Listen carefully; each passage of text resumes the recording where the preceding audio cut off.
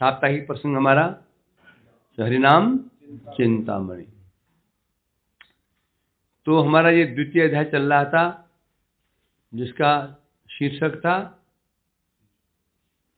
क्या शीर्षक था द्वितीय अध्याय का नाम? माधव, द्वितीय नाम ग्रहण का विचार। तो क्या विचार रहा? क्या विचार था? भजन अनुकूल सर्व कार्य करी, भजन प्रतिकूल सब परिहरी। किसी ने संसार था कि काटाए जीवन, निरंतर हरि नाम करे न स्मरण। अभी संक्षेप में बोल दिया। भजन की जिन अनुकूल चीजें हैं उन्हें करना होगा, प्रतिकूल जो वस्तु है उन्हें त्यागना होगा। अब अनुकूल क्या क्या है, प्रतिकूल क्या क्या हम अभी तक श्रवण करके आ चुके हैं। जितने अनुकूल वस्तु होते हैं सब, प्रतिकूल जितनी वस्तु है परित्याग। और विशेष बात क्या था? कृष्ण संसार था कि काटा ये जीवन, निरंतर हरि नाम करे न स्मरण। कृष्ण संसार था कि संसार किसका होना चाहिए? कृष्ण का, हमारा नहीं। तो गृहस्थी व्यक्ति होते हैं, संसार घर का, पत्नी का संसार, बच्चों का संसार होना चाहिए कृष्ण का। ये मैं समझना केवल गृहस्थों के लिए, हमारे लिए भी है। त्यागी हैं उनके लिए भी है ये, समझा कि नहीं? सब कुछ कृष्ण के लिए होना चाहिए, अपने लिए कुछ भी नहीं होना चाहिए। यदि अपने लिए कुछ भी करेंगे तो भक्ति अशुद्ध हो जाएगी। अन्नाभिलाषिता भक्ति हो जाएगी, अशुद्ध हो जाएगी। किससे? अन्नाभिलाषाओं से अशुद्ध हो जाएगी। ये हो चुका था। तो ये विचार था। हम नाम करते हैं, बुद्धि कैसे होनी चाहिए? कोई भी कार्य करते हैं बुद्धि वैसे होनी चाहिए ना। पढ़ाई करते हैं बुद्धि कैसे होनी चाहिए? पढ़ाई के अनुकूल। खेल करते हैं पढ़ाई कैसे, बुद्धि कैसे होनी चाहिए? खेल के अनुकूल। बुद्धि मीन्स सब समय चिंता करता रहे कैसे खेल में उन्नति हो, कैसे उन्नति हो, कैसे उन्नति हो, कैसे उन्नति हो।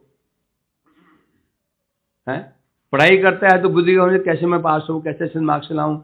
रात दिन खाते पीते सोते वो क्वेश्चन आंसर ही चलते रहते हैं, स्पेशली एग्जाम के समय, है ना गौरंग? हाँ, पूरे साल याद नहीं आती है, तो सिर्फ एग्जाम आ जाते हैं, फिर क्या करते हैं? लग पड़ते हैं ना धो करके। तो इसलिए कह रहे हैं उसी प्रकार से जो हरिनाम करेंगे, क्योंकि कोई भी कार्य करते हैं यदि बुद्धि युक्त नहीं होगा कार्य सफल नहीं होगा। एक जेब कतरा भी बुद्धि का उपयोग करता है, हमें सोचता रहता क्या करूं, कैसे करना। नहीं युक्ति का उपयोग, युक्ति लगाता है बुद्धि से। ऐसा करूंगा ऐसा अच्छा होगा, तो वैसा अच्छा होगा। एक आतंकवादी भी ऐसे करता है, जो बुद्धि के साथ नहीं देगी तो कार्य नहीं कर पाएगा। डकैत अच्छे बुरे कार्य, कोई भी कार्य करना हो बुद्धि से युक्त होनी चाहिए। उसी प्रकार से बता रहे हैं हरिनाम करना चाहिए, बुद्धि कैसे होनी चाहिए? पढ़ाई कैसे, बुद्धि कैसे होनी चाहिए? बुद्धि और कहीं नहीं लगनी चाहिए, केवल पढ़ाई और पढ़ाई। नो मोबाइल, नो मूवीज, न क्रिकेट आदि। नाम कैसे करना है? आर कौन धर्म कर्म कभु ना करिबे, स्वतंत्र ईश्वर ज्ञान अन्य ना पूजिबे। क्या बता रहे हैं?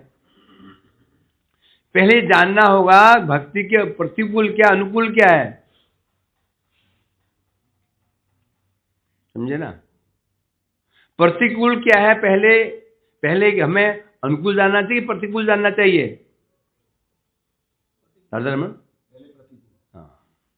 प्रतिकूल जान गए और छोड़ दिया, आधे अच्छे हो गए।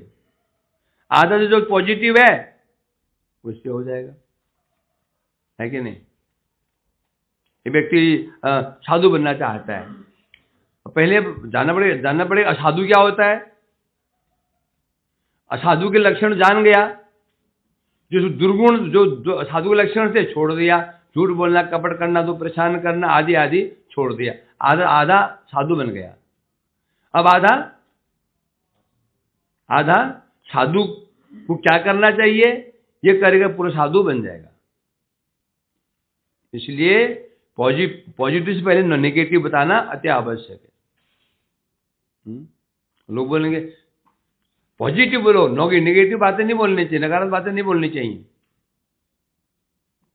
नहीं, जब हम जो नेगेटिव चीजें नहीं बोलेंगे, नहीं समझेंगे, तो पॉजिटिव कैसे बन सकते हैं। इसलिए बता रहे हैं, पहले बताया कौन धर्म कर्म कभू ना करीबे, कोई भी धर्म कर्म कभी नहीं करना चाहिए। धर्म कहने से वर्णाश्रम सब इसमें आ गया, दान सब पुण्य आ गया, वर्णाश्रम धर्म में सब आ गया, दान आ गया, पुण्य आ गया, सब आ गए। धर्म कहने से वर्णाश्रम धर्म, ये धर्म बीच में घुस गया। धर्म किसे कहते हैं? धर्म किसे कहते हैं माधव? डेफिनेशन क्या है?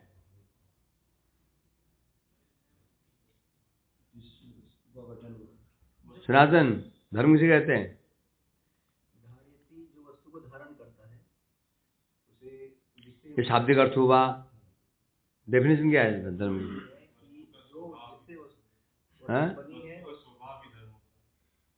वस्तु का नित्य स्वभाव वस्तु का धर्म कहलाता है। अब धर्म कितने प्रकार का होता है, ध्यान देना। भी दो प्रश्न है, वस्तु का धर्म क्या है और जीव का धर्म कितने प्रकार का होता है, वस्तु धर्म कितने प्रकार का होता है? बताओ, वस्तु धर्म कितने प्रकार का होता है?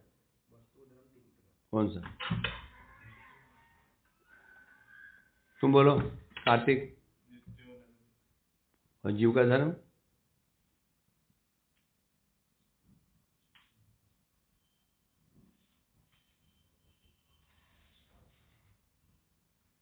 ये तो वस्तु का होगा, ये जहर का भी हो गया, सबका हो गया। अब जीव का जो धर्म है, या मनुष्य का धर्म लो, तो मनुष्य का धर्म कितने प्रकार का?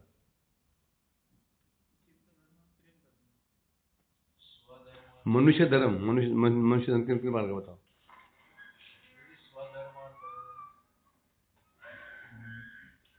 नित्य धर्म, अनित्य धर्म और नैमित्तिक धर्म। याद है कुछ?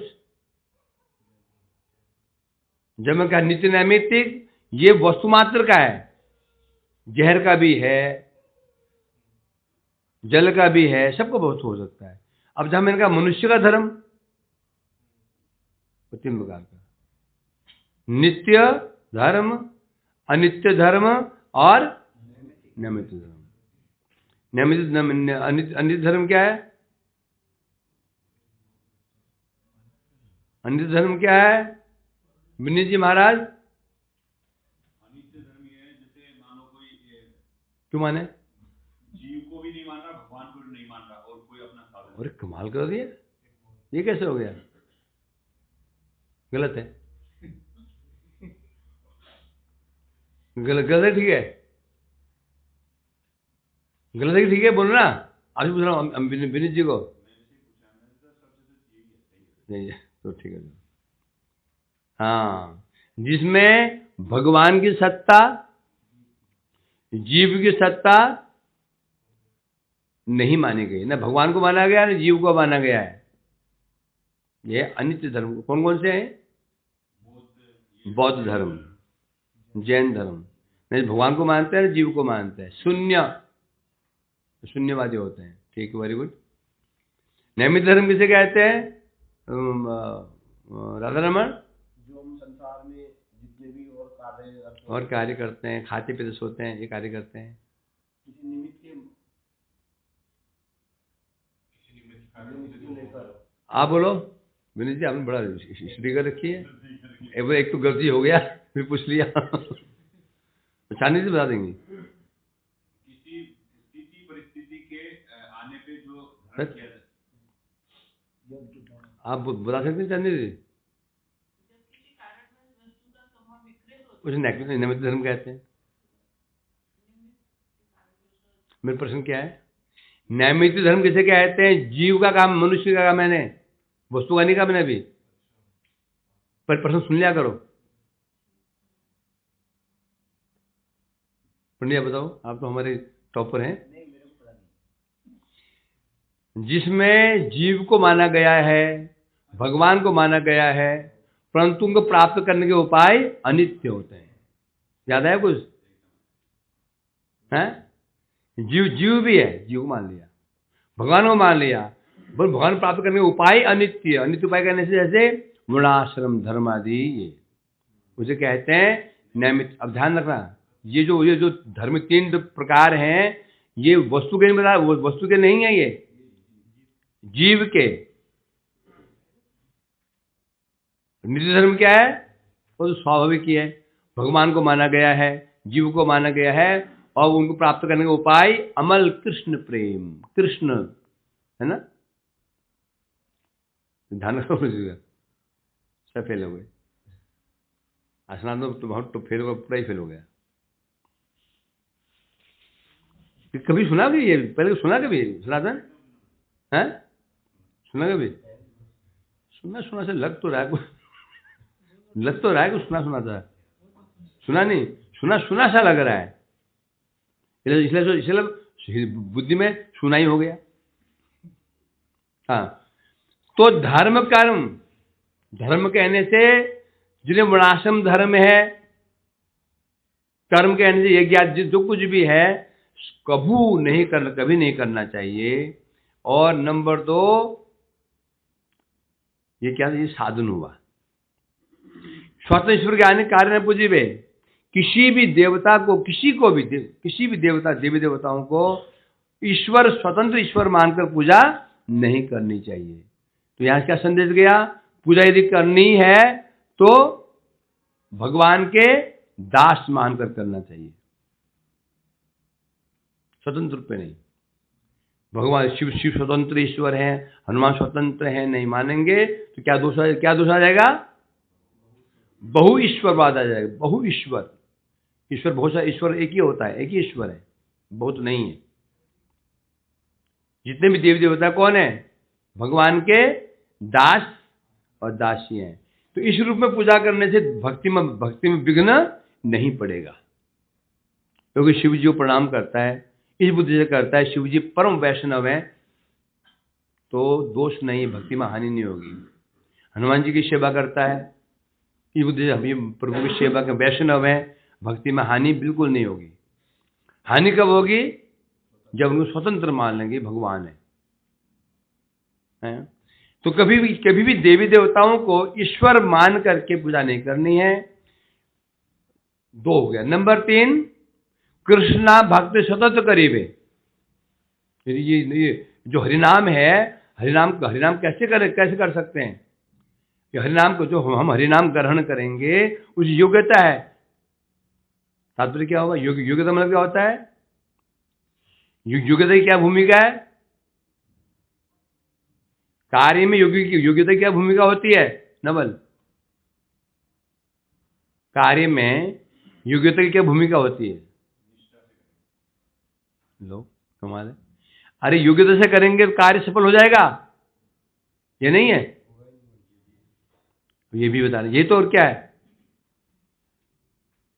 योग्यता से संपन्न हो कार्य करेंगे, कार्य सफल हो जाएगा। योग्यता के बिना कार्य करेंगे, कार्य सफल कभी नहीं होगा। योग्यता है क्या? पहले योग्यता क्या है?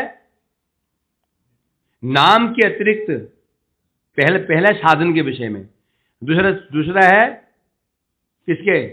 उपास्य के विषय में, तीसरा है साधन के विषय में। पहला है साधन। साधन मतलब क्या? धर्म कर्म क्या है? साधन है। और ये साधन जड़ीय साधन है। कोई बताए ना, संसार में साधन कितने हैं? संसार में कितने साधन दिखाई पड़ते हैं? राधा रमन, संसार में साधन कितने दिखाई पड़ते हैं? कर्म, ज्ञान, योग और भक्ति। कैसे दिखते हैं, कैसे दिखाई पड़ते हैं? बता ना। मैं पूछू प्रभु जी, मैं व्यक्ति अनजान हूँ, राधा रमन प्रभु जी ये कहाँ दिखाई पड़ रहा है? दिखाई नहीं पड़ रहा कहीं पे, कहाँ है? एक्टिविटी में पता चलेंगे। कैसे?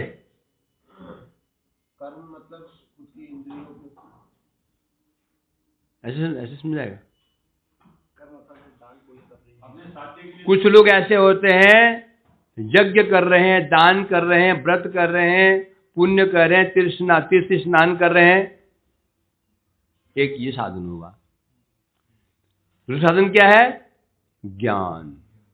ज्ञान और वैराग्य। कर्मी लोग कर्म कर रहे हैं, यज्ञ दान पुण्य कर रहे हैं। जो ज्ञानी लोग होते हैं वो ज्ञान वैराग्य कर, ये साधन। योगी लोग अष्टांग योग कर रहे हैं, ये साधन। भक्त लोग भक्ति कर, ये साधन। इनमें से भक्ति को छोड़ करके कर्म, ज्ञान, योग, इसका आश्रय नहीं लेना चाहिए। यदि भक्ति प्राप्त करनी है तो भक्ति का साधन क्या है? भक्ति का साधन क्या है?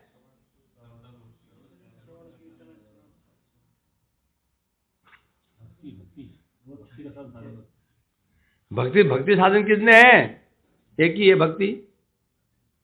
भक्ति का साधन भक्ति, और दोनों भक्ति हैं। अब प्रश्न पर समझना पड़ेगा। मैंने ये पूछा भक्ति का साधन क्या है? भक्ति। तो अब ये जो भक्ति साधन है, तो कौन सी भक्ति है? साधन भक्ति। और जो मेरा भक्ति का साधन, यहाँ ये भक्ति तात्पर्य मेरा क्या था? प्रेम भक्ति। समझे कि नहीं? भक्ति बने प्रेम भक्ति। जो हमें साध्य क्या है? प्रेम भक्ति ही हमारा साध्य है। साधन क्या है उसका? साधन भक्ति। तो इसीलिए कह रहे हैं भक्ति को छोड़ करके, साधन भक्ति को छोड़ करके कर्म ज्ञान का आश्रय नहीं लेना चाहिए। नंबर 2, अब उपास्य जगत में उपास्य कितने हैं? 5। पहले कर्मियों को उपास्य। कर्मियों उपास्य कौन है? माता पिता से आरंभ करके देवता पर्यंत, ये सब कर्मियों को उपास्य हैं। मातृ सेवा, पितृ सेवा, पति सेवा, देव सेवा, ये सब कर्मियों के उपास्य हैं। और ज्ञानी उपास्य कौन है? निर्विशेष ब्रह्म। योगी उपास्य कौन है? परमात्मा। यदि कृष्ण प्रेम चाहिए तो इन उपास्यों को भी छोड़ना पड़ेगा। केवल और केवल कृष्ण सेवा करनी पड़ेगी। कृष्ण नाम भक्ति सेवा बता रहे हैं। सीधे तात्पर्य यही है, क्या करना चाहिए? सतत निरंतर कृष्ण नाम करना चाहिए, भक्ति सेवा करनी चाहिए। तब कृष्ण प्रेम अवश्य होइबे। कृष्ण भक्त सेवा सतत करिबे, कृष्ण प्रेम लाभ तार अवश्य होइबे। इतना सा करना है। बहुत बड़े बड़े हमको नियम पालन नहीं करने हैं। छोटा सा बस। क्या? प्रेम प्राप्त करना हो तो छोटा साधन। क्या साधन है? कृष्ण नाम और भक्त सेवा। तो ये भक्त सेवा ऐसा ही है, छोटा सा A+2 क्या? A+B whole square. छोटा सा है, इतना सा है। खोलो तो स्टेप बाय स्टेप। देखो, अब कृष्ण नाम करना है, भक्ति सेवा करनी है, ये आसान नहीं है। क्यों? भक्ति सेवा आसान क्यों नहीं है? भक्ति सेवा आसान क्यों नहीं है? भक्ति सेवा क्या चाहिए? श्रद्धा चाहिए पहले तो, और श्रद्धा बहुत कठिन है। तो इसलिए भक्त सेवा कृष्ण नाम करेंगे, कृष्ण प्रेम अवश्य मिलेगा।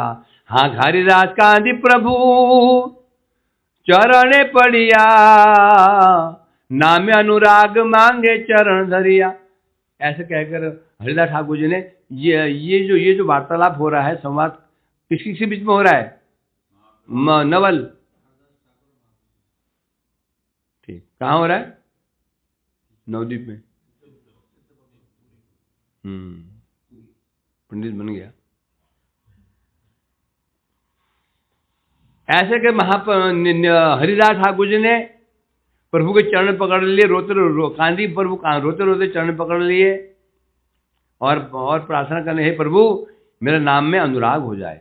देखो, क्योंकि उनका अनुराग नहीं है, हैं?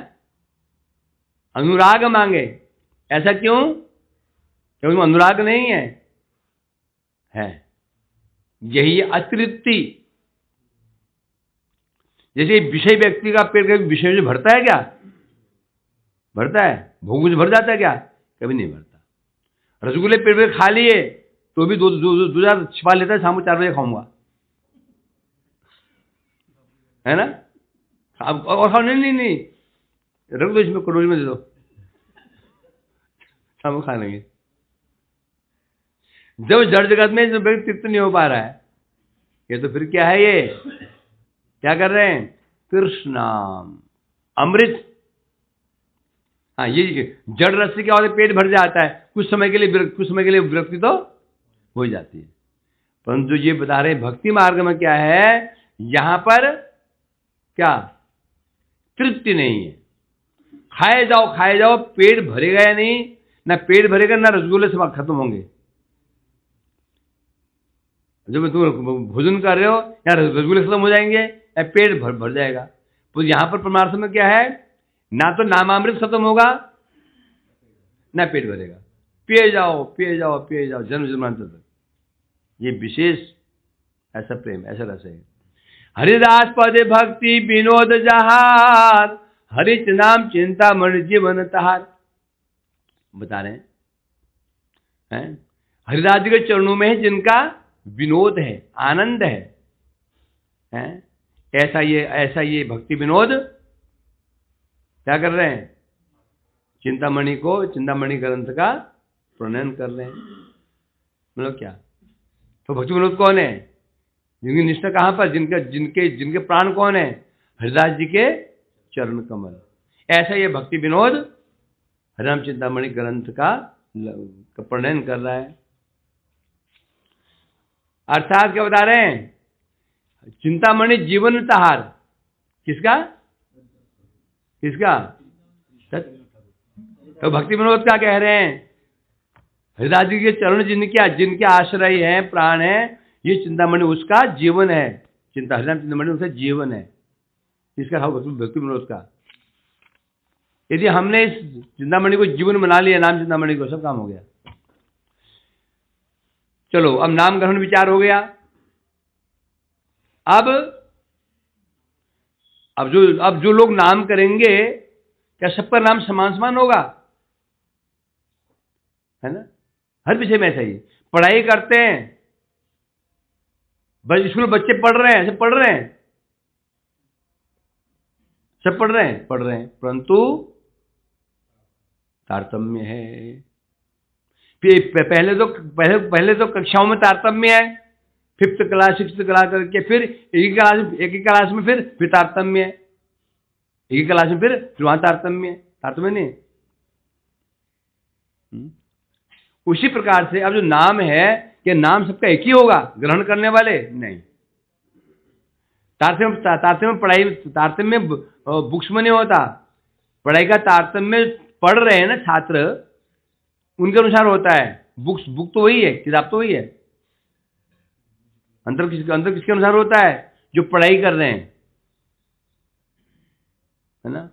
फुटबॉल तो वही होती है, तारतम्य फुटबॉल में नहीं है। फुटबॉल तो वही है, तारतम्य किससे हो रहा है? जो खेल कर रहे हैं। उसी प्रकार जो नाम है, सबका नाम समान होगा? बदल नहीं होगा। नाम की 3 अवस्थाएं हैं: नामापराध, नामाभास और शुद्ध नाम। जैसे सूर्य की 3 अवस्थाएं हैं। सूर्य उदय होने से 1 घंटा पहले जो हमें वस्तु दिख पड़ती हैं, 3 घंटा पहले दिखाई नहीं पड़ रही थी।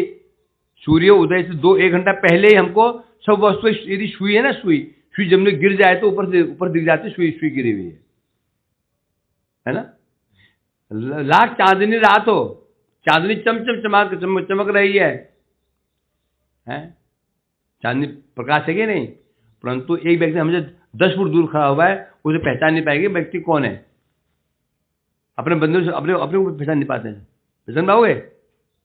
चांदनी रात है, ये व्यक्ति यहां से गेट पर खड़ा हुआ है, सामने गेट पे, पहचान लोगे कौन है वो? क्यों? और दिन में यदि खड़ा है तो सामने तो दूर खड़ा है, पहचान लेगा उसको? नहीं।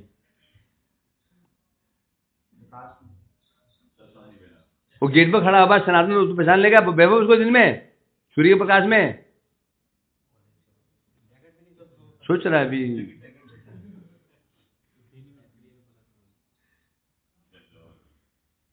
कहाँ से आए हो?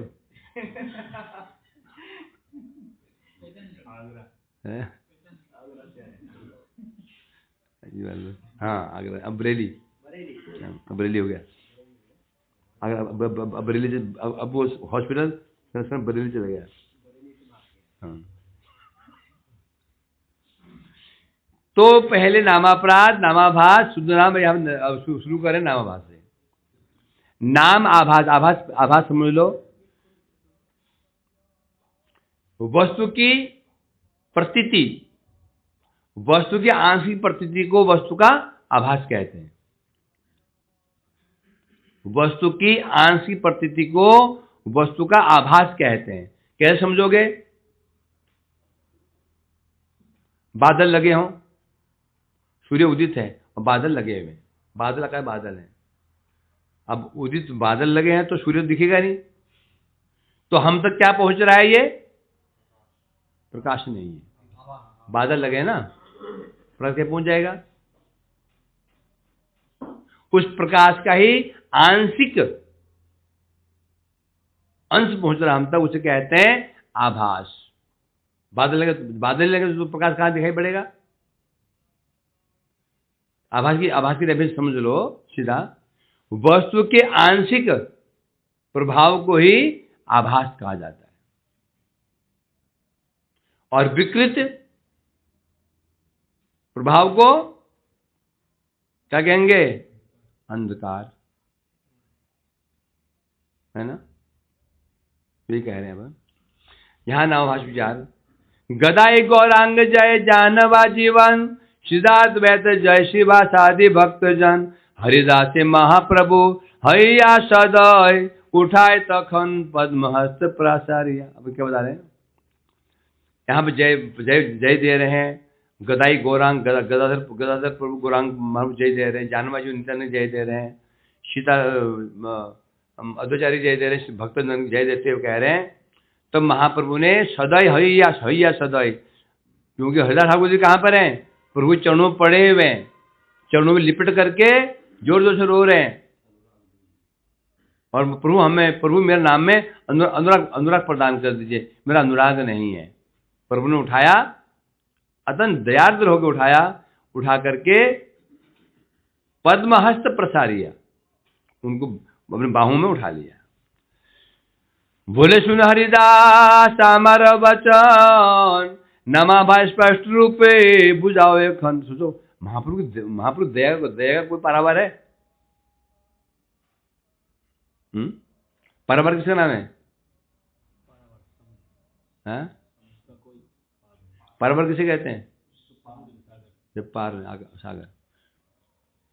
तो कह रहे हैं दो महाप्रभु कैसी कृपा है, कैसे लीला कर रहे हैं। कह रहे हैं हरिदास अब तुम मेरी बात सुनो, तुमने बता दिया पहले अध्याय में, तुमने नाम की महिमा, नाम क्या स्वरूप है? चिंतामणि रस विग्रह, चिंतामणि रस का विग्रह है, बोल दिया, ठीक है, महिमा बताई। फिर आपने ये बताया नाम ग्रहण का विचार बता दिया। अब मुझे स्पष्ट करके बताओ नामाभास क्या है? कौन पूछ रहा है ये? यही है, इसे कहते हैं नमो महाबदन्याय।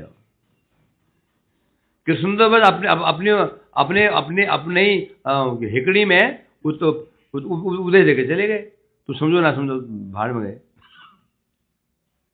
कृष्ण उपदेश दिए ना, सोचा ये समझ रहे नहीं समझ रहे, सोचा कृष्ण सोचा दे दिया उपदेश, करो। महाप्रभु स्वयं कितने चिंतित हैं, एक एक चीज, छोटी छोटी चीज हमको क्या, हमारे समस्या क्या, हम मूर्ख है ना, हमें प्रश्न करना भी नहीं आता। प्रश्न करने के लिए भी क्या चाहिए? खोपड़ी चाहिए। प्रश्न करने के लिए खोपड़ी चाहिए, बुद्धि चाहिए होती है। प्रभु जानते हैं इन्हें प्रश्न करना भी नहीं आएगा, स्वयं विषय उठा रहे हैं। ना स्पष्ट रूप से तुम बताओ नामाभास क्या है? नामाभास बुझाई ले नाम शुद्ध होबे, अनायासे जीव नाम गुणे तोरे जावे। क्योंकि यदि जीव जो नाम कर रहा है, यदि नामाभास को समझ जाएगा, कोई आभास तो वो जब समझ जाएगा, जब पहले बोलते आभास मैंने आंशिक। अब ऐसे कौन व्यक्ति है जो किसी वस्तु मतलब आंशिक रूप में लेना चाहेगा?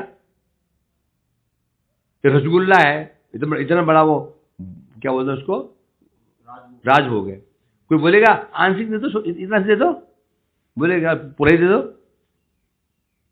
चाहेगा ना? तो यहां बता रहे हैं, अब नामाभास जब नामाभास जान जाएगा, भाई इच्छा तो होती है पूरा ही मिल जाए। तो पूरा नाम कब मिलेगा उसको? पूरा नाम कहने से शुद्ध नाम कैसे मिलेगा? जब वो नाम, जो नामाभास जिसके कारण नाम को आवरण पड़ गया है और वो आभास बन रहा है, जब तो वो जो बाधा है, आभास का कारण क्या है? बाधा। आभास का कारण क्या है? बाधा है ना। बादल और हमारे बीच में, सूर्य हमारे बीच में क्या है? बाधा आ गई। बादल क्या हो गया? बाधा है, बाधा आ गया, तो हमको आभास हो रहा है। और जब तक वो बादल रहेंगे, हम प्रकाश प्राप्त नहीं कर पाएंगे। तो जरूरी क्या है? उस आभास को त्यागना। और आभास दूर कब होगा? आभास दूर कब होगा? आभास का जो कारण है, आभास का जो कारण है, कारण क्या है? बादल हट जाए तो आभास उसी क्षण परिवर्तित किसमें हो जाएगा? शुद्ध प्रकाश में। तो बता रहे हैं, इसलिए अभी ये नामाभास समझा दोगे तो जीव उस आभास को दूर करने की चेष्टा करेगा। जब चेष्टा करेगा तो नाम शुद्ध, जो नाम आभास बन रहा था, अब शुद्ध नाम बन जाएगा। और उससे क्या होगा? अनायास जीव नाम गुणे तोरे जावे। जब शुद्ध नाम होगा, उस नाम के प्रभाव से जीव अनायास ही तर जाएगा। अनायास। हरिनाम नाव है। कैसे नाव है? बैठ जाओ बस, यहां पर बैठते पल्ली पार पहुंच गए, नाव यहीं बैठते ही पल्ली पार पहुंच गए। हरिनामेर नौका खानी। हरिनाम क्या है? नाम क्या है? नाव के समान। बैठ जाओ बस, ये बैठ, नाव यही है, पहुंचे पल्ली पार, ऐसा नाम है वो। तो इसे कह रहे हैं तब जीव अनायास ही नाम के प्रभाव से, नाम से प्रभावित तर जाएगा। अब ये कौन से नाम के भाव प्रभावित करेगा? शुद्ध नाम। अब नामाभास कह रहे हैं, नाम सूर्य समनाशे माया अंधकार में कुछ जित का नाम है ढाके बार बार। नाम सूर्य के समान है। नाम सूर्य के समान है। और सूर्य क्या करता है? नाशे अंधकार। कृष्ण सूर्य सम माया अंधकार।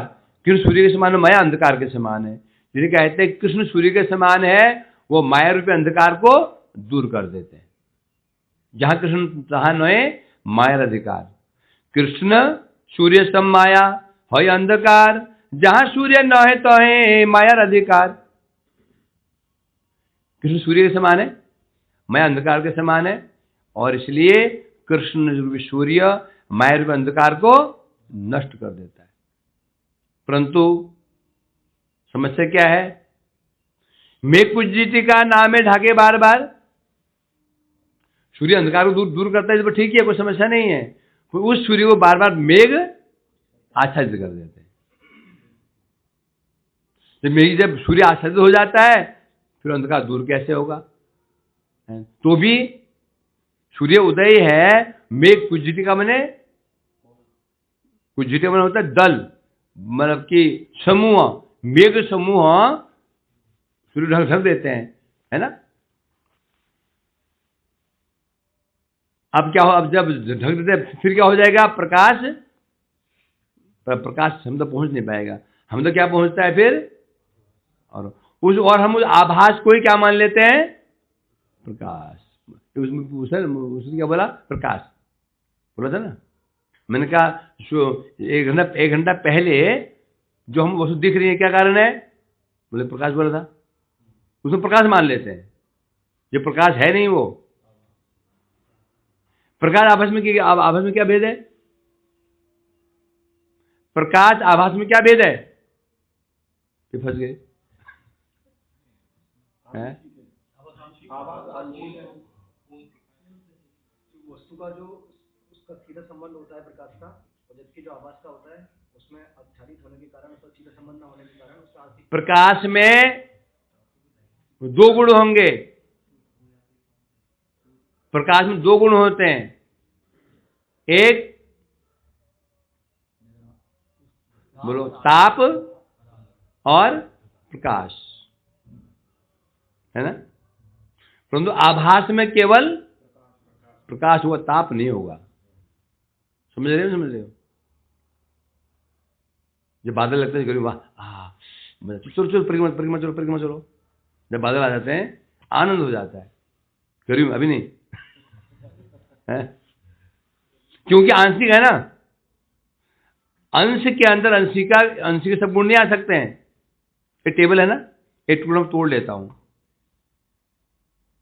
एक अंश है वो, तो जो शक्ति इसके अंदर है वो उसमें भी रहेगी, परंतु एक गुण रहेगा बस।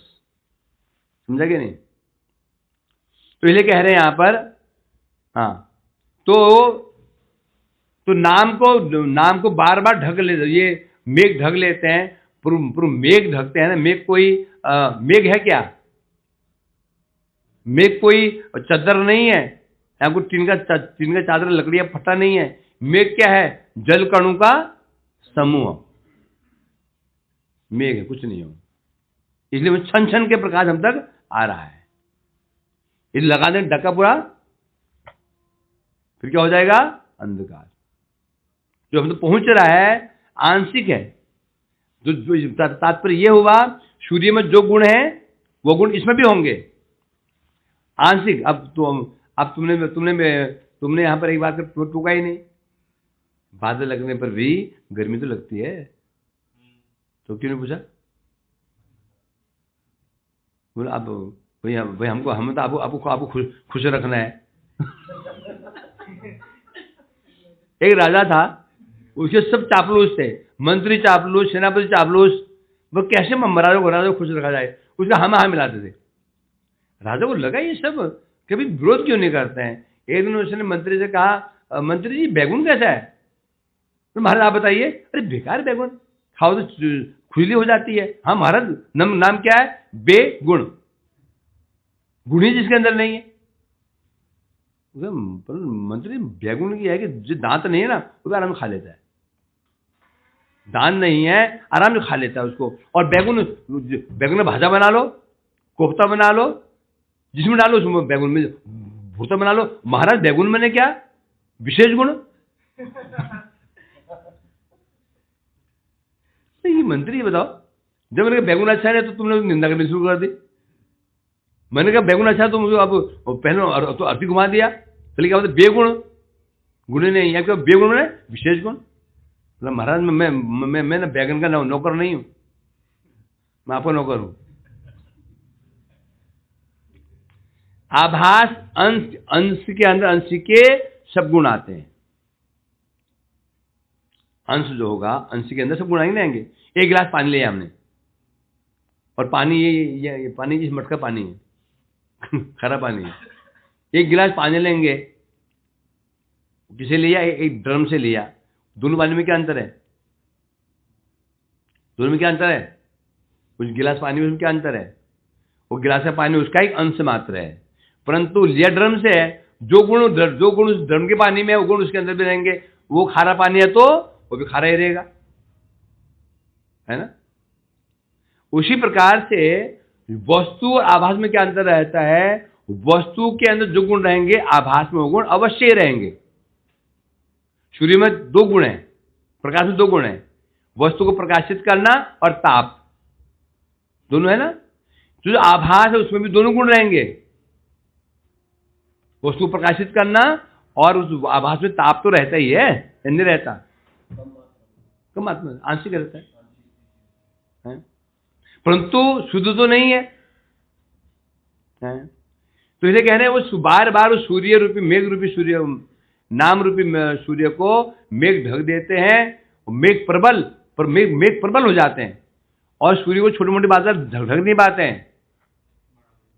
जब बादल घने हो जाते हैं, घने काले बादल, वो ढक लेते हैं।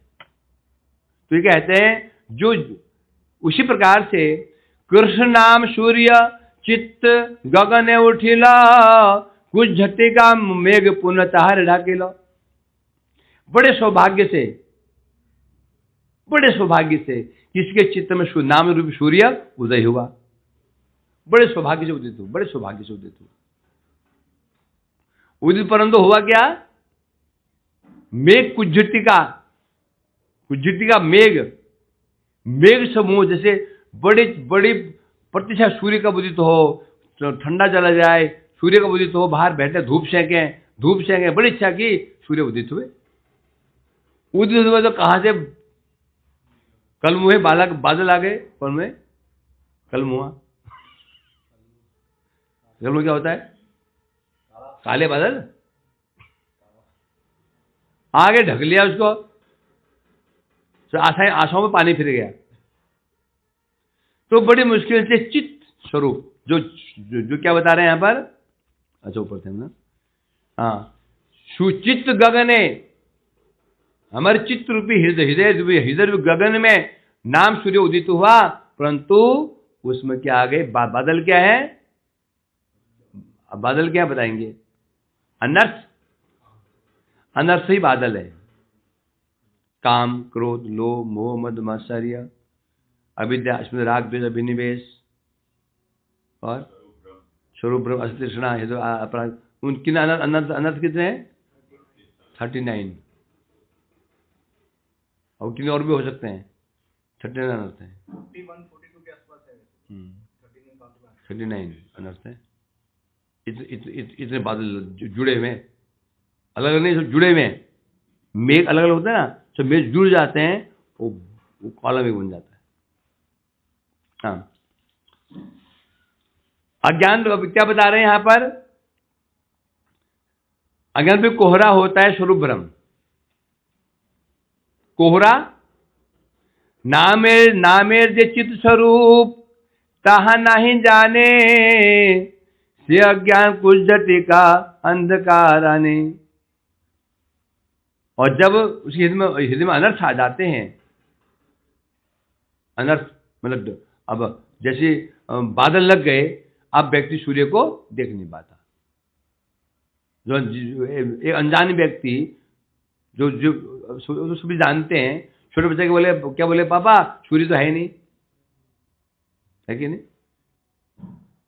ये जो प्रकाश इसका है, बता रहे ये बादलों का है, तो दिख रहा है उसको। बेटे प्रकाश कहां जा रहा है? पिताजी तो बादल से आ रहा है। ये बोलेगा नहीं बोलेगा? वो ये बोलेगा।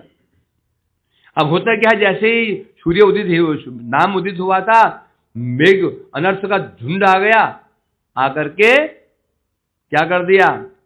अंधकार कर दिया, नाम को ढक लिया। कैसे? अब हम कैसे समझेंगे कि हमारे हृदय में जो नाम उदित हुआ था उसको ढक लिया बादलों ने लक्षण से। आकाश को देखा नहीं, नीचे देख रहे थे, एक अंधा व्यक्ति।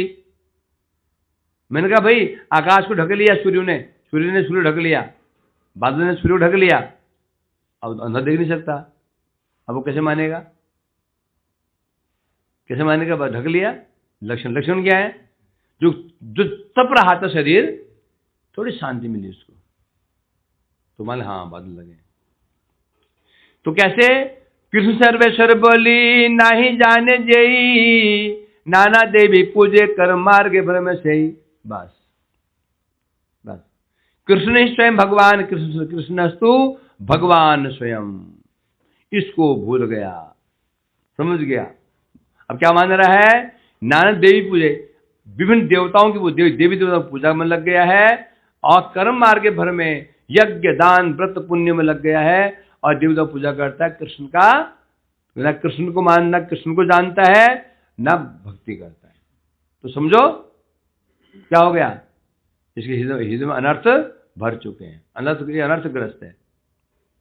जीव चीज स्वरूप बोली नहीं जाने नहीं जार ज्ञान, माया जराश्रयता सतत अज्ञान। वो भूल, उसको इसके ज्ञान में रहता है। जीव चित वस्तु है। चित वस्तु किसे कहते हैं?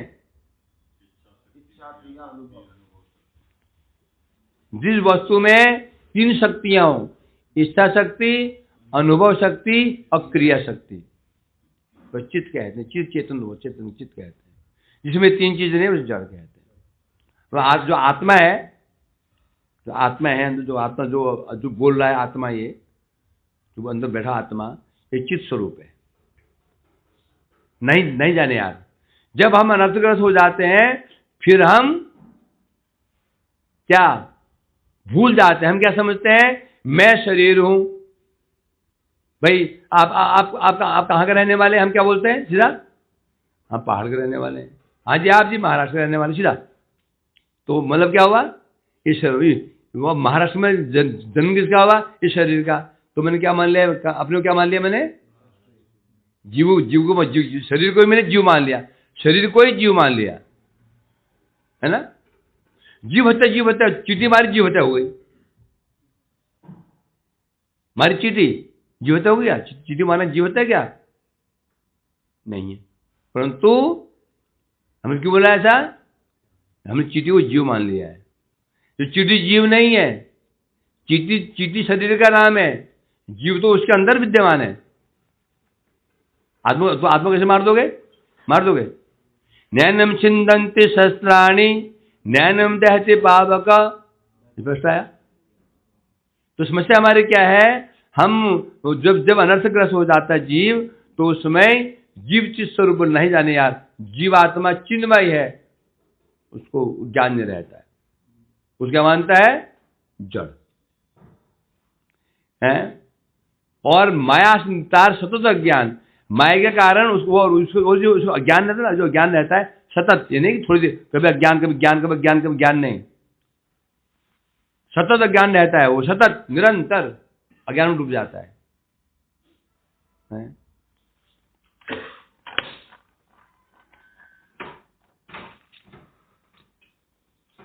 चलो शाम को करेंगे इसको। वांछा कल्पतरुभ्यश्च कृपासिंधुभ्यो वैष्णवेभ्यो। खुद को जड़ नहीं मान के वो मानता है ना कि मैं भोगी हूँ। वही तो हो गया ना, शरीर मानना ना, उन्होंने शरीर मान रहा है। शरीर, मैं शरीर में मैं शरीर। चलो उठो, इडली है क्या? हैं? उठो।